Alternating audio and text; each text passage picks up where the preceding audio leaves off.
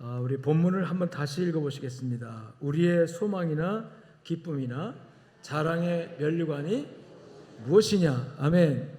질문입니다. 무엇이냐? 무엇입니까? 라고 질문을 했어요. 그런데 바울 사도는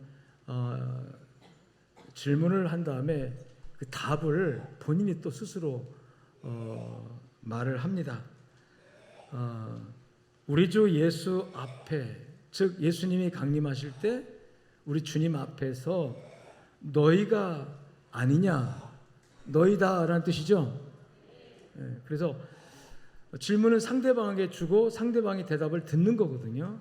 근데 바울 사도는 답을 가지고 답을 본인이 얘기를 하면서 선포를 한 겁니다. 요 말씀을 가지고 나의 자랑은 무엇인가, 여러분의 자랑은 무엇인가, 이렇게 제목을 잡았는데 한번 여러분에게 물어보겠습니다. 여쭤보겠습니다. 여러분의 자랑은 무엇입니까?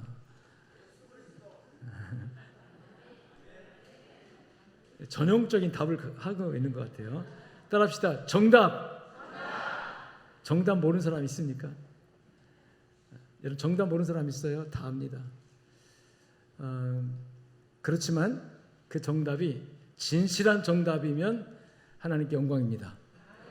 진실한 정답이 되기를 주님 축원합니다.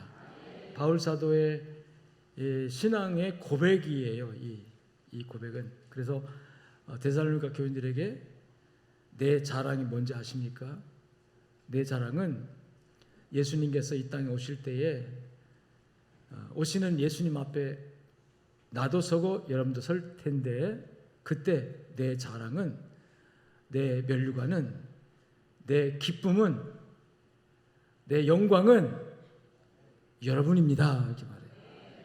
자, 이걸 이제 말하는 사람이 다 대답도, 질문도 대답도 하는 형식이 아니라 요 형식을 가지고 이제 대화자로 이렇게 바꿔가지고 2인칭으로 한번 해봅시다. 여러분 양정교회 목사로서 예수님께서 다시 오실 때 나의 자랑은, 나의 면류관이고 내 영광은 무엇인지 여러분 아십니까? 아니 아멘 하지 말고 여기 있는 답을 가지고 얘기하시라고요. 할렐루야. 따라합시다. 저요. 그거예요. 납니다. 아멘. 또 한번 여러분의 입장에서 바꿔가지고 목사님, 주님이 앞으로 다시 오실 텐데 그날에 주님 앞에 섰을 때 내가 양정교회 교인으로서 내 영광이고 자랑이고 기쁨이고 면류관이고 내 자랑은 목사님 뭔지 아십니까? 저한테 물어보는 거예요. 물어보실래요? 물어봤다 합시다. 근데 대답할게요. 접니다. 아멘. 이 바울과 데살로니가 교인들의 관계성을 엿볼 수 있잖아요. 지금 관계성. 다시 말하면 나는 너의 자랑이다 이렇게 말할 수 있는 거죠.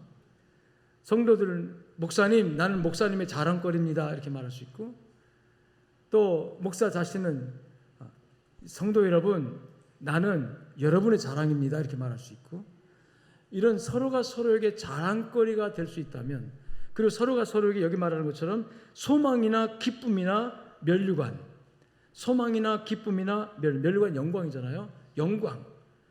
바로 상대방에게 나라고 대답할 수 있고 나에게 너라고 할 수 있다면 그 관계야말로 가장 아름다운 관계인 줄로 믿습니다. 그런 관계를 가지고 우리 주님 오시는 날까지 신앙생활을 할 수 있는 여러분 되시기를 주의 이름으로 축복합니다. 인간에게는 자랑하고자 하는 본능이 있습니다. 타고날 때부터 자기 자랑하고자 하는 속성, 본질적인 본능이 있어요. 그리고 특별히 이 자기 자랑의 은사가 있는 분이 있습니다. 입만 열면 자기 자랑하는 거죠. 말만 하면 자기의 자랑을 막 하는 거예요. 들어보면 별것도 아닌데 들어보면 야, 나도 그런 거 다 있어. 전 그런 걸 많이 느껴요. 이게 뭐 이렇게 얘기하다 보면 막 자기 자랑 엄청나게 해요. 자기 교회 자랑, 성도 자랑 막 하면 내가 들으면서 야, 나도 다 있어. 그래서 자기는 자기밖에 없는 줄 알고 막 자랑을 합니다. 이게 본능이에요. 자기 PR 시대라고 그러잖아요. 자기 PR을 함으로써 자기를 알리고 그래서 인정받기도 하고 또 만족감을 누리기도 하고 행복감을 누리고 그래서 자기 자랑할 수 있는 사람이 사실 마음에 행복한 사람이에요. 자기 자랑할 게 아무것도 없는 사람은 불행한 사람이에요. 여러분에게 자랑거리가 있기를 주의 이름으로 축원합니다. 그런데 그 자랑하는 소재, 자랑하는 것들이 무엇입니까? 대부분 돈 자랑 많이 하죠. 나 돈 있거든. 어떤 사람은 농담을 삼아서 돈밖에 있는 게 없다고 그렇게 말하는데 돈 자랑 많이 해요. 가진 것 자랑 또는 자식 자랑. 부모에게는 자식이 또 얼마나 자랑거리입니까? 그래서 자식이 조금만 잘하면 그걸 말하고 싶어가지고 입이 근질근질해가지고 전화해가지고 야 내 뭐 아무개가 뭐 어쨌는데 막 자랑을 하고 그 자랑을 듣는 상대방은 심사가 틀려가지고 가끔 비비 꼬고 해가지고 자랑을 잘하고 들어주면 되잖아요. 그냥 자랑을 잘하고 들어주고 맞장구 쳐주면 되는데 또 그냥 비비 꼬여가지고 또 시기 질투가 또 일어나고. 여러분 바울 사도도 한때는 굉장히 자기 자랑거리가 많은 사람이었어요. 그 자랑거리 무엇이 아니십니까? 나는 유대인 중에 유대인이다. 그리고 나는 태어날 때부터 로마의 시민권을 획득하고 태어난 사람이다. 이거 대단한 거거든요. 길리기아 다수에서 출생했는데 길리기아 다수는 로마의 국토 그 영역입니다. 거기 태어나면 자동으로 시민권이 주어져요. 나는 유대인이지만 태어날 때부터 명예와 권력과 부의 상징인 로마의 시민권자로 태어난 사람이다. 대단하잖아요. 뿐만 아니라 나는 가말리알 문화생이다. 요새 말로 말하면 서울대학교를 나온 사람이다. 학벌에 있어서 자랑할 것이 많은 사람이었어요. 그리고 조상 때부터 우리 집안은 유대교의 정통한 율법을 너무나도 잘 알고 율법을 철저히 지키는 바리새인 중에 바리새인으로 태어났다. 그리고 내 개인적으로 봐서 이 하나님을 향한 열정이 또 얼마나 강한지 열심을 다하여 하나님을 섬기는 이 종교적인 면에서도 뛰어난 사람이다. 이 정도면 여러분 자랑할 거리가 넘쳐나죠. 그리고 이 자랑거리가 많은 사람은 자신만만하고 확신에 차고 그리고 남을 좀 얕잡아보고 남을 비판하고 판단하는 경향이 있어요. 자기 기준에 의해서 남을 판단하고 비판합니다. 그래서 갑자기 일어나는 그리스도의 복음 역사, 즉 예수 그리스도의 복음 사역, 즉 예수님이 십자가에 못 박혀 죽으신 이후에 부활하고 부활의 그 에너지가 이 제자들에게 나타나면서 성령 충만한 제자들이 나가서 이 예수 그리스도의 십자가의 부활 복음을 막 전하니까 이 자랑거리가 충만했던 바울이 여기에 대한 시기와 질투심이 유발되면서 이 기독교인들을 그리스도인들을 핍박하고 죽이는 일에 앞장을 서게 되어집니다. 근데 어느 날 이 바울이 예수님을 만나고 변합니다. 그래서 자랑의 주제가 바뀌어요. 자랑거리의 핵심이 바뀌게 됩니다. 무슨 얘기 하나 할까요? 곤충나라에 잠자리와 꿀벌과 나비가 그리고 파리 이 사형제가 살고 있었는데 어느 날 자랑 대회를 시작했어요. 잠자리가 먼저 야 너희들 말이야 나처럼 섹시하게 날 수 있어? 이 잠자리에게는 섹시하게 나는 것이 자랑거리였어요. 그러니까 그 말을 듣고 있던 나비가 시기가 나가지고 야 무슨 소리 하냐? 너 나처럼 너희들 말에 나처럼 우아하게 날 수 있어? 제가 이 우아하다는 말을 어떻게 표현할까 하다가 제가 이 묘사를 잘 못합니다. 우아하게 날 수 있냐고. 나비가 그렇게 자랑을 했어요. 그랬더니 그 소리를 듣고 있던 꿀벌이 또 심사가 틀리잖아요. 야 웃기지 마라. 너희들 그걸 자랑거리라고 자랑하냐? 너희들 나처럼 빨리 날 수 있어? 이 꿀벌은 빨리 나는가 봐요. 이게 다르지. 그 얘기 자랑거리를 다 듣고 있던 파리가 가소롭다는 듯이 그 자랑거리들이 가당치도 않다는 듯이 야야 웃기지 마라. 너희들 말이야 나처럼 똥 먹을 수 있어? 저는 어떤 유머집에서 그 얘기를 읽었어요. 너희들 나처럼 똥 먹을 수 있어? 파리에게는 똥 먹는 게 자랑거리였었어요. 왜? 남들이 못하니까, 남들이 안 하니까, 나만 하니까. 나만 하는 거 자랑거리 아닙니까? 사람들은 누구보다도 뛰어나고 누구보다도 더 많이 가지고 있고 누구보다도 더 월등하면 그게 자랑거리가 되는 거예요. 그것이 무엇이든 간에. 근데 그게 뭡니까? 사람들은 전부 다 돈, 명예, 권력, 또 그 어떤 것들, 자식이를 표해서 그 어떤 것들, 어떤 부분은 남편의 출세가 자랑거리 되기도 하고 자기 아내의 어떤 무엇이 또 자랑거리 되기도 하고 그 어떤 것들 다 자랑하잖아요. 그런데요, 그것들의 자랑거리가, 그 자랑했던 것들이 바울 사도에게도 있었다는 얘기예요. 자기 학벌, 자기의 출신 성분, 자기 종교적 배경, 자기의 문화적 배경, 태어날 때부터 로마의 시민권자, 이거는 대단한 것이었습니다. 그 당시 주 1세기에 이 팔레스타인 지역에서 로마의 시민권자라고 하면요, 현행범이 아니면 체포도 안 되는 그런 치외 법권적인 특별 그런 자격을 가지고 있는 그런 놀라운 시민권자의 그 자격, 이거 얼마나 자랑할 수 있습니까? 그런데 어느 날 이 바울 사도가 이런 고백을 해요. 내가 지금까지 자랑했던 이 모든 것들, 나의 잘난 부분, 이 나의 정말 자랑할 만한 남의 같지 아니한 나만 가지고 있는 이 특별한 이것들을 자랑 삼아 남을 비난하고 공격하고 남을 판단하고 심지어는 남들을 잡아 죽이는 데까지도 몰아넣고 그랬는데 어느 날 보니까 이게 모두가 다 아무것도 아니더라. 심지어 바울이 뭐라고 말합니까? 똥이더라 표현해요. 똥이라는 말을 표현해서 미안합니다. 성경은 뭐라고 하냐면, 성경은 똥이라고 쓸 수는 없잖아요. 그러니까 성경은 배설물이라고 씁니다. 이 모든 것을, 옛날엔 자랑거리였던 이 모든 것이 지금은 해가 되어져. 내가 볼 때 이건 뭐냐면 인식이 바뀌었다는 뜻이에요. 가치관이 바뀌었다는 뜻이에요. 그러면서 이 모든 것을 잃어버렸다. 모든 것을 다 버렸다. 그리고 그것들을 따라합시다. 배설물로 여김은. 배설물이 됐다는 얘기가 아니에요. 돈이 어떻게 배설물이 됩니까? 어떻게 똥이 됩니까? 똥으로 여겼다는 뜻이지. 배설물로 여겼다. 그 명예, 그 권력 다 이거 아무것도 아니다.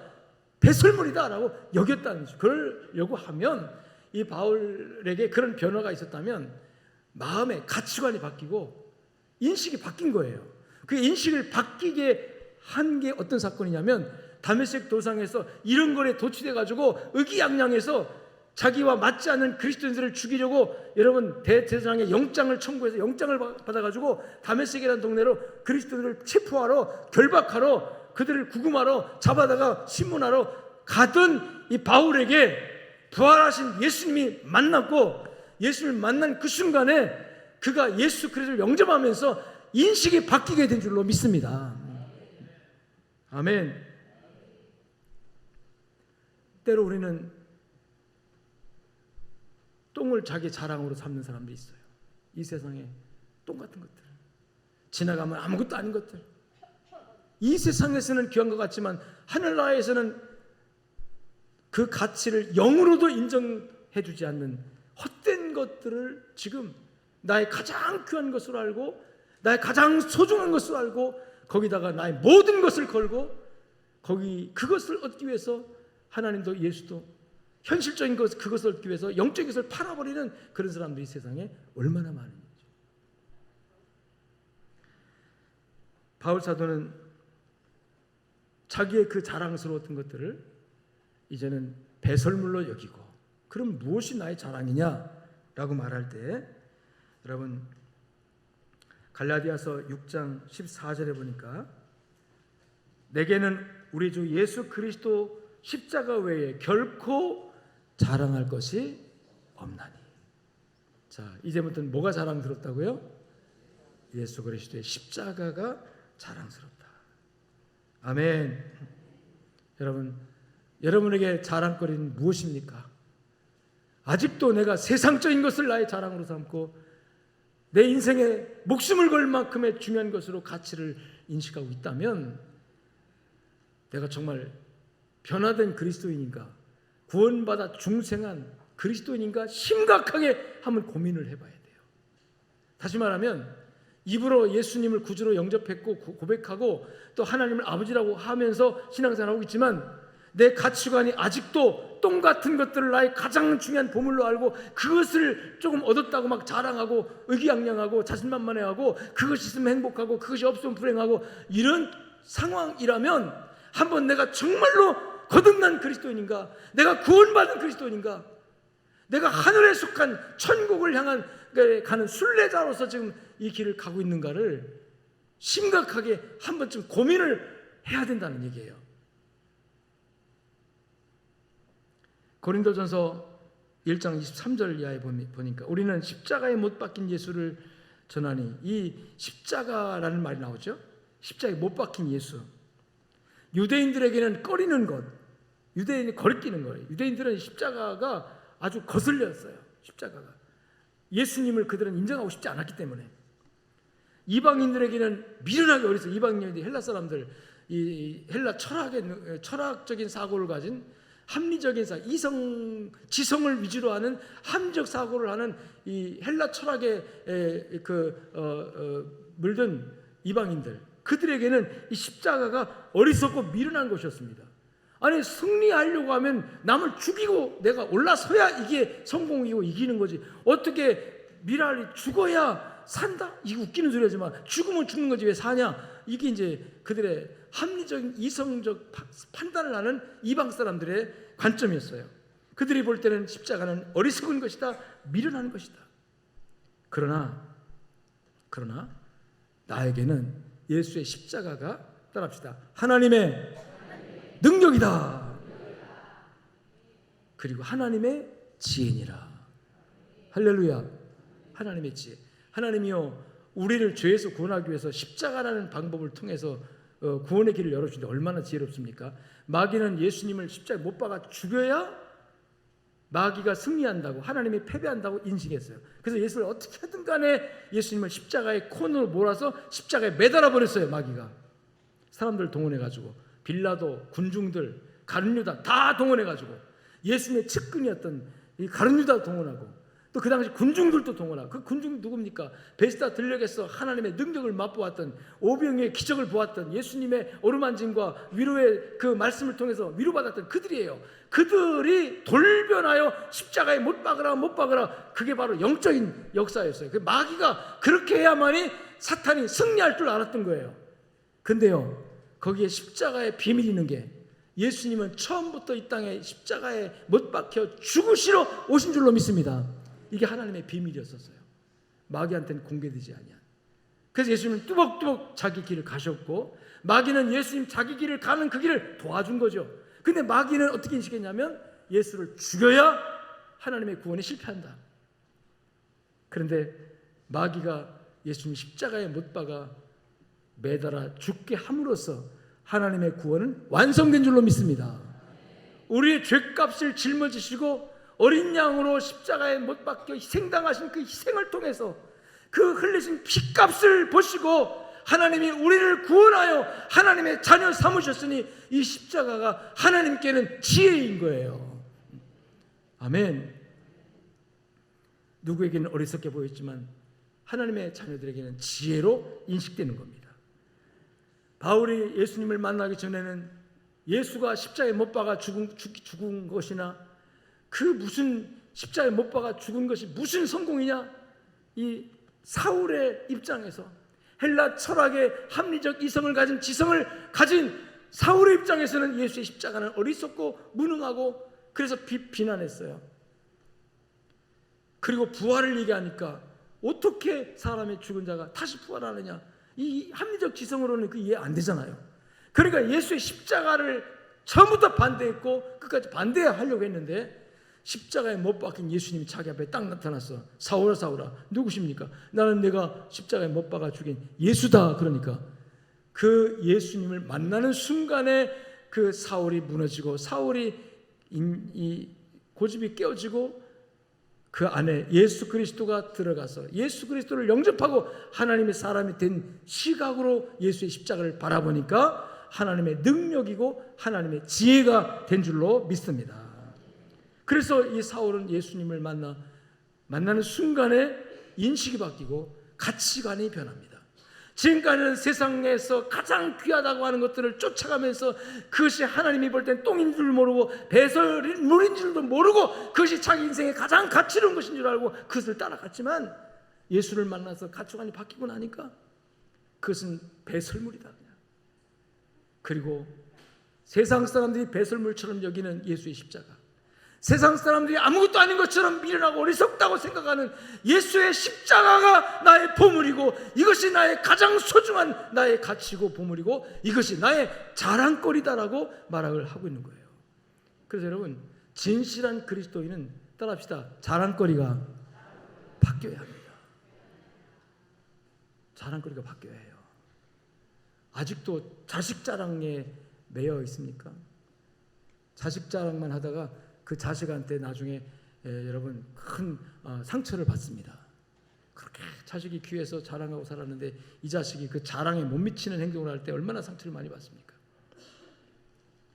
그래서 고린도후서 11장 30절에 보니까 내가 별로 이제 그래서 별로 이제 이 자랑할 일이 없지만 부득불 꼭 자랑을 해야 된다면 내가 자랑할 것이 하나 있는데 바울이 말합니다. 따라합시다. 내가 약한 것을 자랑하리라. 예수님의 십자가 앞에는요, 여러분 약한 것이 자랑거리가 됩니다. 여러분 의사 앞에 갈 때 건강을 자랑하면 의사가 필요 있어요 없어요? 필요 없습니다. 의사한테 가는데 아유 의사 선생님 걱정하지 마세요. 저 건강합니다. 아무 문제 없습니다. 뭐 하러 왔어요? 뭐 하러 왔어요? 의사한테 갈 때는 뭘 자랑해야 돼요? 뭘 자랑해야 돼요? 뭐 자랑이라는 말을 써서 뭐 그런지 모르지만 의사한테 가서 뭘 얘기해야 돼요? 자기의 아픈 것을 그대로 얘기해야 되잖아요. 자기의 부족한 것, 연약한 것, 아픈 걸 그대로 다 내놓는 거예요. 그 의사한테 체면 차릴 게 뭐 있습니까? 속에서부터 사실 그대로 아픈 부분을 다 얘기할 때 의사가 정확히 판단하고 진찰하고 또 정확한 처방도 내려줄 수가 있습니다. 예수님의 십자가 앞에는요, 예수의 십자가 앞에서는 여러분 자랑거리가 바뀌어야 돼요. 이 세상에서 똥 같은 것들, 바울 사도의 표현대로 배설물 같은 것들, 그것들 갖다 자랑해 보세요. 하나님 앞에는 아무것도 아니에요. 그거는. 야, 너 왜 똥 자랑하고 있냐? 혹시 똥 자랑하는 분 있습니까 여기? 그 배설물 같은 거, 썩어 냄새나는 거, 그거 자랑하고 있습니까? 그 자랑 다 내려놓으시고 이제는 진정한 의미에서 나를 나되게 한, 나를 예수 믿고 구원받아 하나님 자녀 되게 한 예수의 십자가 자랑이 여러분의 자랑 되시길 주님 축원합니다. 그 십자가 자랑이 내 자랑 되려고 하면 여러분 나의 약한 부분이 드러나요. 내 허물이 드러나요. 내 잘못이 드러나요. 내 부족함이 드러나요. 근데 사람들은 대부분 내 허물, 내 잘못, 내 약한 부분을 숨기고 싶어 하죠. 감추고 싶어 하죠. 꼭꼭 숨어라. 가능하면 다른 사람에게 이거 안 보여주려고 하죠. 이거 보여주면 난리 납니다. 자존심이 상해가지고 남에게 이거 보여주면 난리 나요. 사람에게는 안 보여줄 수 있을지 몰라도 우리 하나님 앞에 설 때, 십자가 앞에 설 때는 이거 감추면 안 됩니다. 다 내놓으세요. 그냥 다 내놓고 하나님 나 이래요 하고 적어도 1대1로 하나님 만날 때, 적어도 1대1로 하나님과 독대할 때 거기에 누구도 개입하지 않고 누구도 끼어들지 않고 오직 하나님과 나만의 관계성 속에서 하나님 나는 이렇습니다 하고 내 약한 부분 숨김없이 따라합시다. 자랑합시다. 이 자랑이란 말이 거기에 해당할는지는 모르겠어요. 그러나 바울 사도의 표현을 제가 빌리자면 나는 약한 것을 자랑하리라. 그리고 진실한 의미에서 예수의 십자가의 구속으로 말미암아 거듭나고 구원받은 성도는요, 그 약한 부분을 주님 앞에 고백해서 주님으로부터 위로받고 격려받은 이후에는요, 그 약한 부분을 사람에게 얘기해도 상처받지 않습니다. 도리어 그것이 간증이 돼서 그 약한 부분에 빠진 사람들을 위로하고 격려하는 은혜로운 간증이 될 수가 있을 줄로 믿습니다. 나는 내 약한 것을 자랑하리라. 여러분, 고린도후서 12장 5절에도 이렇게 표현해요. 내가 이런 사람을 위하여 자랑하겠으나 나를 위해서는 약한 것들 외에 자랑하지 아니하리라. 나를 위해서는 약한 것들 외에 자랑하지 아니하리라. 고린도후서 12장 9절 말씀해 보니까 바울이 자기 약한 부분이 하나 있었는데 평생 동안 기도해도 해결되지 않는 건강 문제가 그에게 있었어요. 건강 문제가. 그래서 바울이 하나님 앞에 간절하게 3번을 금식이 하면서 기도했는지 어쨌든 간절하게 3번 기도했다고 그랬어요. 그랬는데 하나님께서 어떻게 응답을 주셨냐면 그 질병을 고쳐주지는 않으시고 응답 안 해준 거죠. 그러니까 그냥 내버려 둔 거죠. 응답 안 해주시고 하나님이 깨닫게 해주셨는데 이런 깨달음을 주신 거예요. 따라서 읽읍시다. 시작. 나에게 이르시기를 내 은혜가 내게 족하도다. 아멘. 아멘. 내 은혜가 내게 족하도다. 하나님 말씀하신 거예요. 다른 구절에 보니까 내 육체에 있는 가시라고 표현하는데 이건 질병이라고 설명을 합니다. 그래서 이 질병을 평생 동안 바울 사도가 짊어지고 살았어요. 사람이요 하루 이틀 아프고 나으면 괜찮은데 이게 평생 질병을 짊어지고 난치병 내지 불치병으로 짊어지고 살아가야 된다. 사는 것도 사는 건데 그것을 짊어지고 사역을 해야 되고 일을 해야 된다. 이거 얼마나 고달픈지 몰라요. 그러니까 내가 하나님 앞에 간절하게 기도했는데 하나님께서 병은 안 고쳐주시고 이 말씀을 주신 거예요. 내 은혜가 내게 족하도다. 그런데 그 응답에 관해서 바울이 여러분 반문하지 않습니다. 그 응답에 관해서 바울이 이 하나님께 다시 아닙니다라고 거부하거나 반문하지 않습니다. 내 은혜가 내게 족하도다 할 때 바울은 아멘으로 받아들여요. 왜? 이해가 됐거든요. 그 다음의 말씀이 그를 이해시켰어요. 내 은혜가 내게 족하도다 하시면서 내 능력이 너의 약할 때 온전해지기 때문이다. 하나님의 능력, 하나님의 은혜, 하나님의 충만함이 너가 약할 때 그 약한 부분 때문에 더 간절해지고 약한 부분 때문에 하나님을 더 의지하고 약한 부분 때문에 하나님 앞에 더 간절하게 나올 때에 그때 내가 너에게 더 가까이 갈 수 있고 내 능력이 너에게 충만하게 공급되기 때문이다라고 말하는 거예요. 우리가요 정말 배설물 같은 것들을 내 자랑으로 삼고 그것을 내 가슴에 꽉 채워서 이것 자랑하고 나가면 하나님의 능력이 나에게 올 기회가 없어져요. 하나님의 능력이 나에게 머물 수 있는 계기가 없어져 버려요. 근데 나에게 그 아무것도 없어요. 세상적으로 잘한 것도 아무것도 없어요. 오히려 나에게 숨기고 싶은 약점과 부족함과 허물만 가득해요. 근데 예수의 십자가 앞에 딱 서니까 예수의 십자가를 통해서 나의 허물과 연약함이 다 보존되고 용서되어지고 여러분 그 십자가가 나를 세워주는 내 인식이 바뀌고 가치관이 바뀌어지는 놀라운 역사가 일어난 거예요. 그러면서 이 바울 사도가 하나님께 감사하는 거예요. 하나님 깨닫게 해주셨어요. 내가 약한 이것 때문에 그 다음에 보니까 내 능력이 약한 데서 온전해짐이라 하신지라. 그러므로 도리어 내가 크게 기뻐함은 나의 여러 약한 것들에 대하여 자랑하리니 약한 것들을 자랑하리니 이는 그리스도의 능력이 따라합시다. 내게 머물게 하려 함이니라. 여기서요 그리스도의 능력이 나에게 어떻게? 머문다라는 말은 그리스도의 능력이 한 번만 임하고 떠나는 게 아니라 그 능력이 나에게 임재, 머물러서 따라합시다. 유지되는 것. 여러분요 은혜 받는 것도 어렵지만 사실 은혜를 유지하는 것이 어려워요. 더 은혜를 유지하는 것. 신앙생활 한 번 막 열심히 내는 거 좋아요. 그런데 그보다 더 힘든 것이 꾸준하게 그 수준을 그 레벨을 유지하는 게 힘들어요. 근데 언제 그게 유지가 되느냐? 내가 나의 약한 부분을 여러분 부끄러워하지 않냐고 그 약한 부분을 예수의 십자가 앞에 내놓고 솔직하게 하나님의 은혜를 구할 때 하나님의 사랑을 구할 때 하나님은 끊임없이 여러분의 약한 부분을 강하게 해주시고 끊임없이 여러분의 부족한 것을 채워주시면서 하나님의 은혜가 유지되는 줄로 믿습니다. 그러니까 바울 사도가 행복한 거죠. 자기 약점이 있음에도 불구하고 연약함이 있음에도 불구하고 늘 그리스도의 능력이 나에게 임하는 것을 느끼기 때문에 내 자랑은 다른 것 없다. 내 자랑은 오직 예수 그리스도다.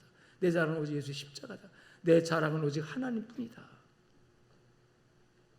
예수님이 여러분의 자랑이 되시고 하나님이 여러분의 자랑이 되어졌으면 좋겠습니다.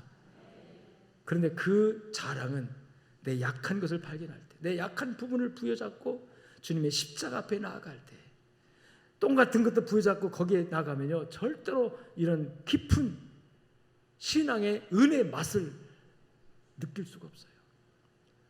이 세상에서 가장 황금 같은 보물이라고 생각하는 것들, 하나님 볼 때는 배설물같이 보여지는 것들, 하나님이 볼 때는 배설물 같은 것들, 세상 사람들은 그것을 가장 귀한 보물이라고 생각하고 그거 자랑에 취해 있지만, 그리고 그걸 자랑할 수 있으면 행복해하지만, 아니요, 순간입니다. 그렇지만 우리는 하나님 안에서 이미 성경을 통해서 배우잖아요. 야, 그것은 배설물이야, 똥 같은 것들이야. 진정한 나의 자랑은 내 약한 부분에 임하시는 하나님의 은혜다. 내 부족한 부분에 주시는 하나님의 사랑이다. 여러분, 그래서 의원이 병든 자에게 필요하듯이 용한 의원은 중병자에게 더 필요한 거예요. 하듯이 우리가 나의 병듦과 나의 연약함과 나의 부족함을 인하여, 그것이 나의 부끄러움이고 그것이 나의 정말 불행한 것이라고 생각할 수 있지만, 예수가 없다면 그것이 불행한 것이고 부끄러운 것이지만, 예수 안에서 재발견된 나는, 예수 안에서 내 모든 과거의 허물과 죄가 용서된 나는 다시 한번 하나님 안에서 재발견하는 거예요. 아, 내가 예수의 그 능력이 머무는 그릇이구나. 우리 주님은 나 같은 부족하고 연약한 나를 그릇으로 삼고 그 집으로 삼고 자리로 삼고 주님은 임하시는구나. 그게 바로 하나님의 은혜구나 깨닫는 순간, 내 자랑은 오직 예수의 십자가밖에 없게 됩니다. 여러분의 자랑은, 입만 열면 내 자랑은 예수님, 하나님이 되시기를 주님 축원합니다. 입만 열면 내 자랑은 양정교회가 되시기를 주님 축원합니다. 왜냐하면 하나님 자랑, 예수 자랑하는 사람은요, 교회가 주님의 몸이기 때문에 주님의 몸 자랑을 합니다. 내가 내 교회를 세우리니, 그래서 교회의 주인은 주님이시고, 주님께서 여러분을 지체로 세우셨고 지체가 다 붙어가지고 주의 몸을 이루잖아요. 그래서 교회는 주님의 몸이라고 신학적으로 표현합니다. 주님의 몸입니다. 그래서 우리가 주님의 몸에 소속된 이 소속감이 있을 때에 자랑이 나오게 돼요. 소속감이 없는 사람은 결코 자랑할 수가 없습니다. 오늘 본문에 보면 주 예수께서 강림하실 때 우리 주 예수 앞에 내 자랑은 너희다, 이렇게 표현하거든요. 그러니까 여기서 때와 장소가 나옵니다. 언제? 예수님 다시 이 땅에 강림하실 그때, 어느 시점이 나와요. 그때, 그리고 그 앞에 자리, 예수 앞에, 따라합시다. 주 예수 강림하실 때, 우리 주 예수 앞에, 이게 중요한 이렇게 원리가 하나 들어가 있는데, 하실 때 시간입니다. 우리 주 예수 앞에 장소입니다. 여러분, 교회라는 거는요, 시간과 장소가 특정되고 함께 모이는 모임이 교회예요. 우리가 하나님을 아버지로 삼고 예수 그리스도를 구주로 삼고 천국에 들어갈 때까지, 여러분이요, 우리가 지금 이곳에 함께 모여 주님의 몸을 이루고 있습니다. 함께 모여 예수 앞에서 함께 예배하고 함께 신앙생활을 공동체를 이루고 있는데, 이 공동체가 바로 우리 주님 오실 때 함께 우리가, 여러분, 서로가 자랑이 되어지는 공동체인 줄로 믿습니다. 그래서 구원받고 하나님이 나의 자랑이 되고 예수의 십자가 나의 자랑이 된 사람, 나의 부족함과 허물이 예수의 십자가를 통해서 오히려 변하여 자랑거리가 되어지는 성숙한 그리스도인들은 신앙생활을, 이 교회 생활을 통해서 교회와 함께 교회의 소속감을 가지고 잘합니다. 그래서 당연하게 교회가 신앙생활 또 생활의 중심이 돼요. 물론 직장을 가고 또 가정생활을 하고 다 하지만, 그러면서도 정서적으로 영적으로 항상 구심점은 교회가 되어지는 것을 믿으시길 축원합니다. 직장도 영원하지 않습니다. 여러분 가정도 영원하잖아요. 여러분 가정에서 여보 당신 하면서 아들아 딸아 아버지 어머니 하면 사는 시기가 몇 년입니까? 그거요, 길어야 7, 80년이에요. 길어야. 근데 우리가 공동체를 이루어 하나님 앞에서, 여러분 형제와 자매로서 하나님 앞에서, 지금 이 예배도 하나님 앞에요. 예수 앞에, 하나님 앞에요.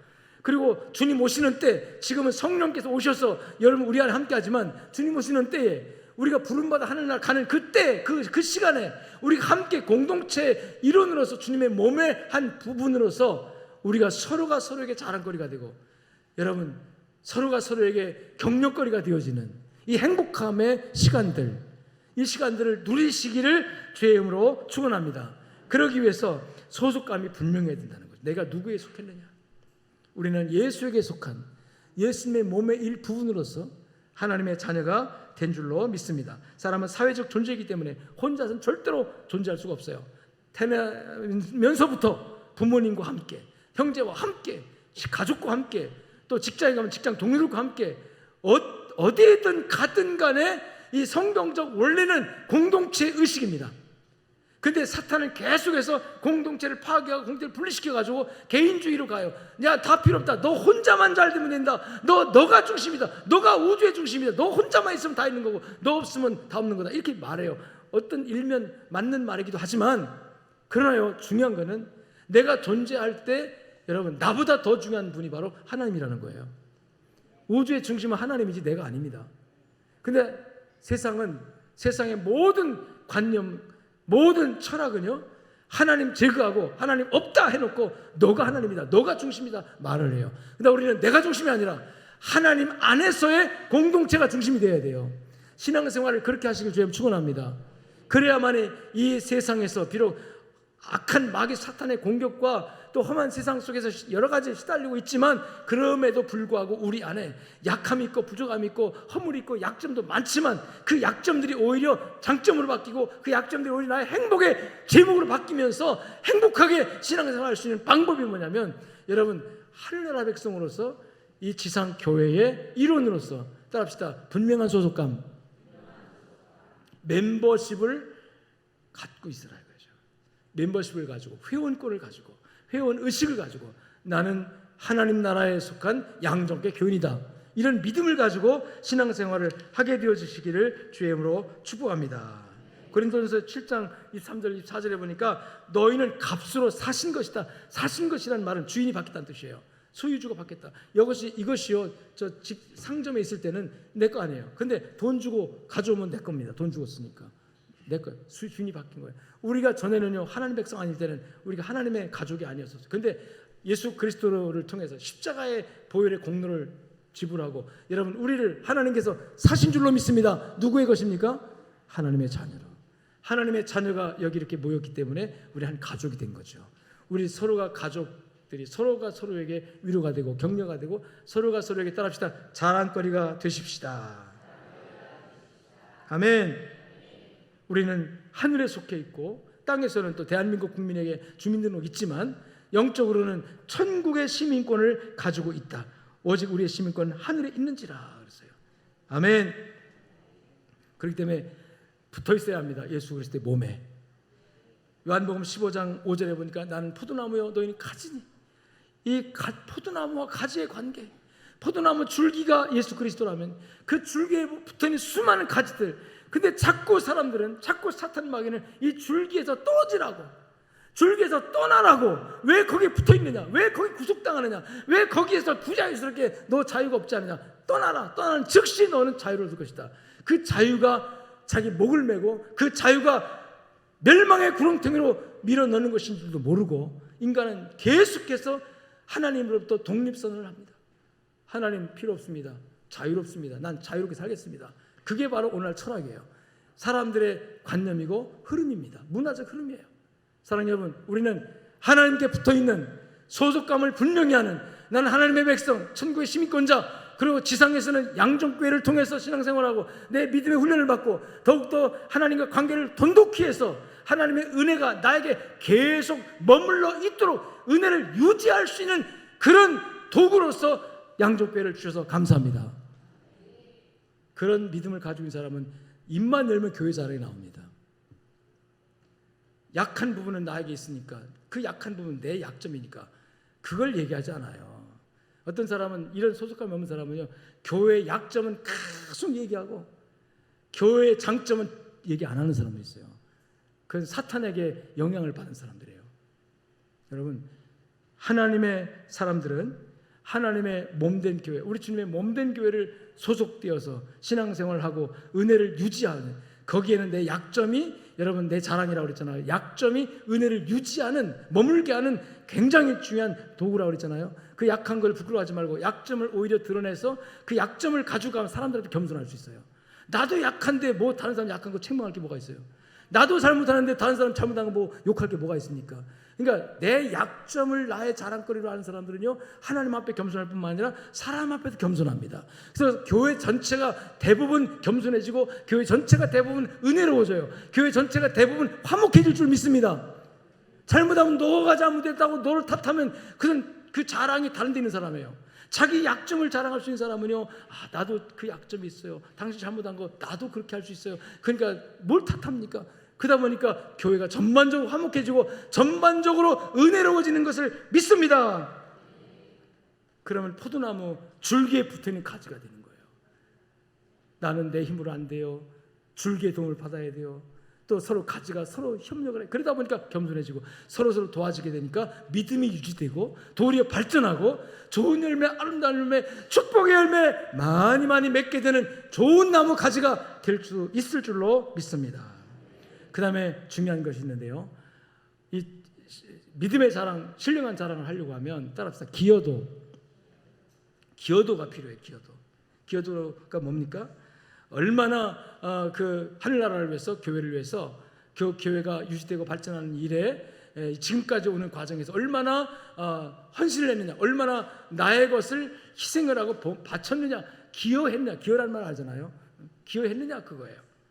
바울 사도는 이 정말 십자가를 자랑하고 하나님 앞에 설 때에 내 자랑은 내 똥 같은 배설물 같은 그거 이제 다 버렸다. 이제 내가 진짜 자랑할 것은 예수 그리스도 앞에서의 너다, 너희다, 너 우리 교인들이다, 우리 공동체다, 이걸 지금 얘기하고 있는데, 그렇게 되기까지 바울이 얼마나 그 교회를 위해서 하려고 기여한지 아십니까? 3가지를 기여합니다. 첫째는 눈물의 기여를 해요. 그는 눈물로 선교했고 눈물로 목회를 해요. 구구절절히 바울 사도가 쓰신 서신서에 보면, 사도행전 20장 18절에 보니까 내가 아시아에 들어온 첫날부터, 이건 아시아의 전도를 시작한 첫날부터 항상 너희 가운데 어떻게 행하는지 너희가 아는데 곧 모든 겸손과 따라합시다. 눈물로 사역을 했다는 거예요. 구구절절히 눈물로 그가 일을 했다는 사실을 말합니다. 사도행전 20장 31절에 보니까 내가 3년이나 밤낮 쉬지 않고 눈물로 각 사람을 훈계했던 것을 기억하라. 또 고린도후서 2장 4절에도 내 마음에 큰 환난과 애통이 있어서 눈물로 썼다고, 이게 편지 쓰는 거예요. 편지 한 장을 쓰거나 성도를 만나서 상담을 하거나 또 강단에 설교를 하거나 바울 사도의 얘기 가운데는 늘 눈물이라는 말이 나옵니다. 실제로 바울 사도는 눈물을 많이 흘렸던 것 같아요. 내게 육체에 가시가 있다고 말할 때 어떤 학자는 그래서 바울이 다 눈물을 흘리면서 사역을 했기 때문에 이 안질이 깊어져 가지고 눈에 안질병이 있었다라고 해석하는 분도 있습니다만은, 어쨌든 바울 사도는 평생을 사역하면서 눈물로 하늘나라를 기여를 합니다. 사랑하는 여러분, 양정교회를 위해서, 천국의 복음 확장을 위해서, 선교를 위해서 여러분 눈물의 기여가 있습니까?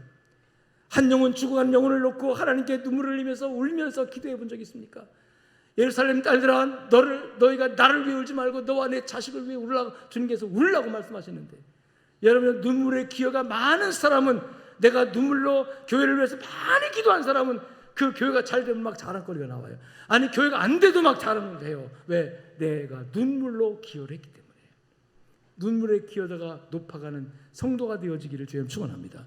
두 번째로 바울 사도가 기여한 것이 뭐냐면 땀으로 기여. 땀은 수고입니다. 수고. 땀을 흘려서 일했어요. 얼마나 바울 사도가 땀으로 수고했는지 사도행전 20장 35절에 보니까 범사에 모든 일에 너에게 모본, 이 본을 보인다는 게 여러분 얼마나 힘들지 않습니까?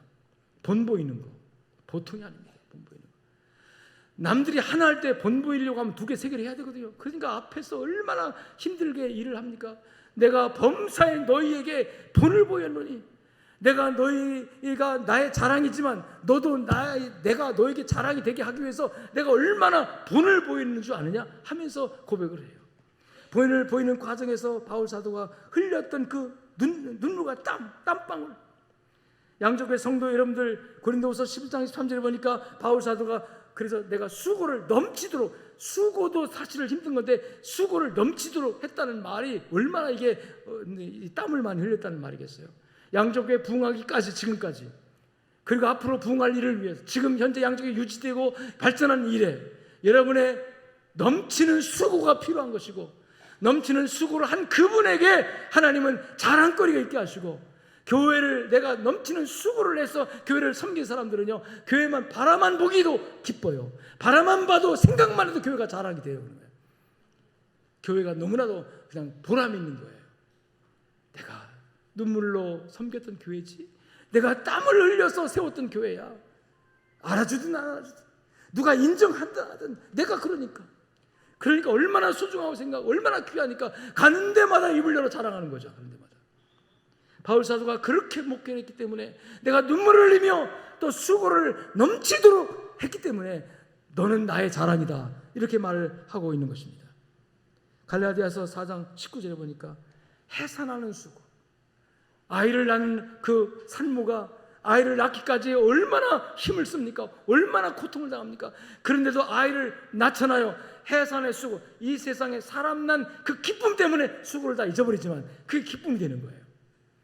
교회를 지금까지 섬겨오면서 많은 분들이 헌신이 있었습니다.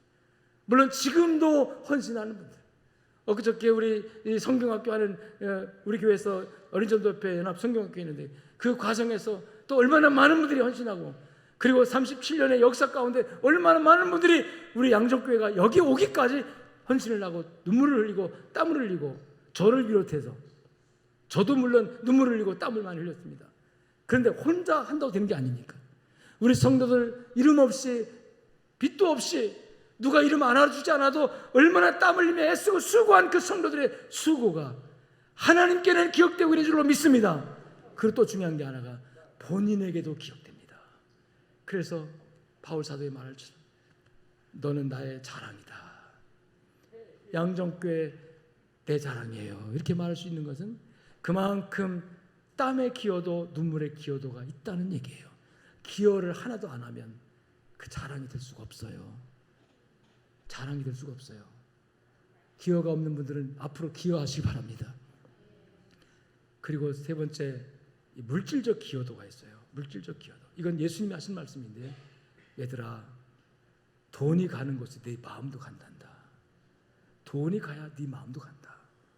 하나님, 저는 온 마음과 정성 다하여 주님을 찬양하고 예배합니다. 돈은 다른 데 써요. 주님은 너 마음도 안 왔다, 네 돈 간데 마음이 가 있다. 주님 그렇게 말씀하신 거예요. 여러분, 교회가 세워지고 그 교회가 하나님의 사역을 감당하는 일에 많은 물질이 필요합니다. 그 물질이 어디서 나오냐면 하늘에서 나와요. 하늘에서 여러분 가정과 사업장에 복을 주시고, 그 사업장에 믿음을 가진 성도들이 열심히 하나님 은혜를 받아서 일하고, 그 결과물 가운데 하나님께서 규정한 것도 있어요. 감사한 마음이 일어날 때 감사한 것도 있고, 뭐 11조에 물 때 여러 가지 하나님께서 원하는 것들이 있는데, 그것을 신실하게 하나님께서 강제로 막 청구내지 않습니다. 감동에 따라서 하나님께서 어떤 가이드라인을 주셨지만, 그 가이드라인 자체도 감동이 있을 때 하나님의 감동을 멸시하지 말고, 감동을 무시하지 말고, 깨달음이 올 때 또는 어떤 권면이나 권고가 있을 때 그것을 무시하지 말고, 아, 하나님 감사합니다, 지기 준 말씀이군요 하고 깨달아서 그 물질적 기여를 하는 사람에게 하나님께서 물질적인 축복을 약속했어요. 아멘한 사람에게 이루어지기 바랍니다. 여러분, 물질적 기여도가 높은 사람은요, 정말로 이 가슴이 뿌듯합니다. 왜? 물질은 피부에 와 닿거든요. 단 100만 원만 바쳐도 벌써 피부에 와 닿아요. 100만 원만 바쳐도요, 마음이 거리 갑니다. 단 20만 원만 갖다 바쳐도요, 아, 그 20만 원 내가 헌금했는데 목사님 왜 안 알아주지 뭐 이렇게. 우리 교회는 사람이 알아주는 것보다 하나님이 알아준다는 전제, 믿음이 확신하기 때문에 가능하면 사람들 앞에는 제가 광고 잘 안 해요. 뭐 1억을 10억을 해도 누가 했다고 본인이 해달라고만 하지만, 대부분 우리 교인들은 또 믿음이 좋아서 목사님 비밀로 해주세요 이렇게 말하면, 근데 용케도 나중에 다 알더라고요. 어쨌든 물질적 기여도가 높은 곳에 가슴 뿌듯한 자랑이 생겨지는데, 물질적 기여도가 헛된 곳에, 아까 바울사처럼 배설물 같은 곳에 흘러가서 그것으로 자랑 삼으려고 하지 마시고, 그거 다 헛된 것들입니다. 정말 하늘나라 천국의 확장, 주님의 몸된 교회가 아름답게 세워지고 유지되고 발전하는 일을 위해서 하나님이 나에게 어떤 물질을 주실 때, 하나님이 나에게 잉여되고 남는 물질을 주실 때, 이거는 내가 쓰고 남는 것인데 하나님께 바치는 것이구나, 이런 감동이 올 때 하나님 앞에 계산하지 않고 하나님의 아낌없이 하나님께 드리는 자에게 하나님께서 첫째 주는 이유가 그것이 자기 자랑 되게 하세요. 사람에게 아니라 하나님 앞에서 가슴 뿌듯한 금주와 자부심 생기고 하나님 앞, 주 예수 강림하실 때 그 앞에서 자랑할 수 있는 거예요. 하나님, 제가 옛날에 이러이러할 때 하나님께 이거 했잖아요. 하나님께 이거 절대로 하나님께서 더 자랑하냐고 야단하지 않습니다. 자랑이 되게 하려 함이라 그랬어요. 기여도를 높여가는 여러분 되시길 주의 이름으로 축원합니다.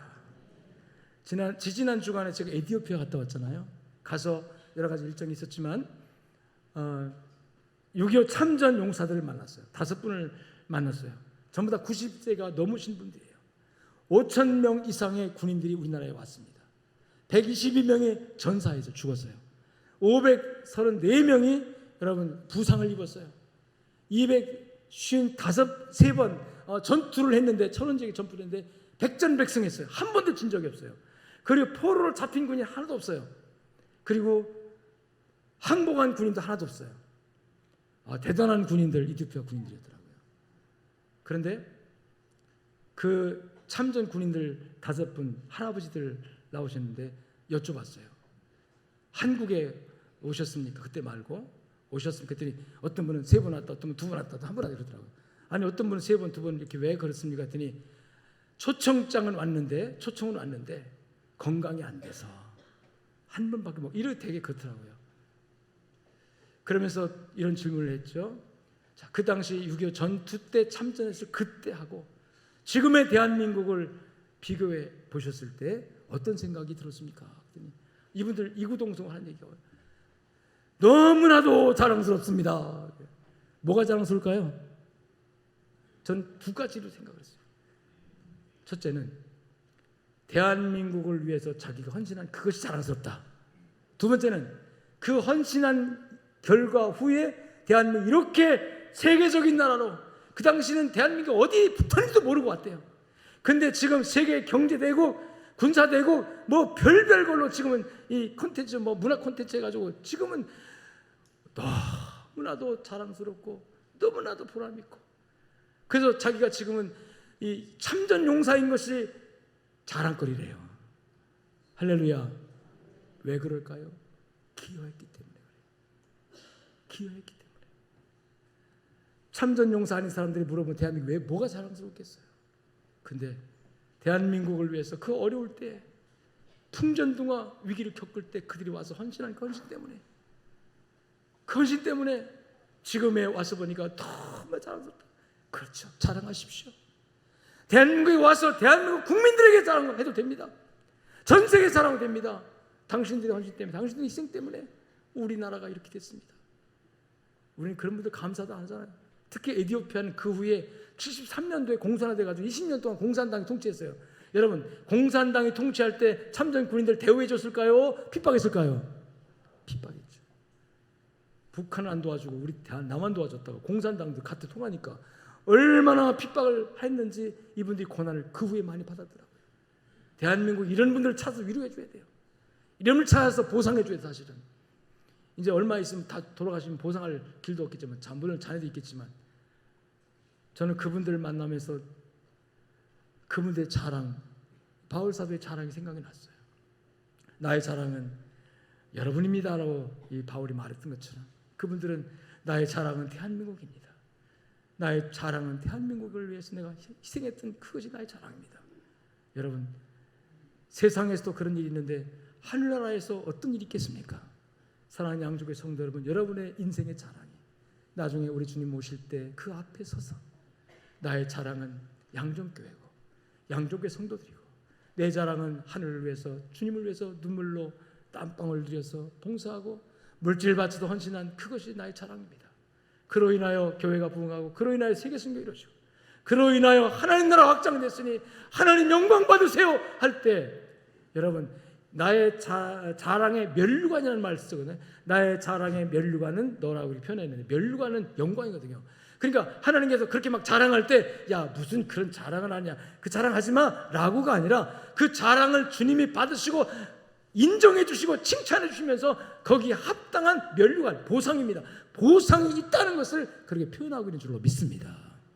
세상적인 자랑은 보상이 없어요. 그러나 자기 만족으로 끝나지만 하나님 앞에서의 이 신령한 자랑은요 하늘의 보상이 있고 하나님의 약속의 축복이 있는 줄로 믿습니다. 그 축복을 누릴 수 있는 여러분 되시기를, 양족의 성도 되시기를 주의 이름으로 축원합니다.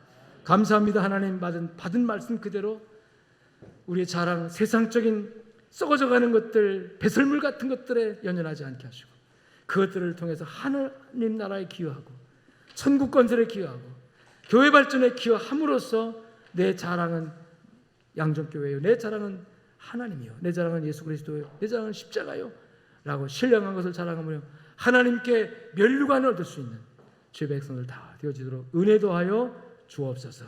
감사하며 예수님 이름으로 기도 올리옵나이다. 이제는 살아계신 우리 주 예수 그리스도의 은혜와 하나님 아버지의 무한하시고 극진하신 사랑과 성령님의 위로교통 충만 역사하심이 말씀을 붙들고 나아가는 모든 주의 백성들 머리 위에 이제부터 영원토록 함께 있을지어다. 아멘.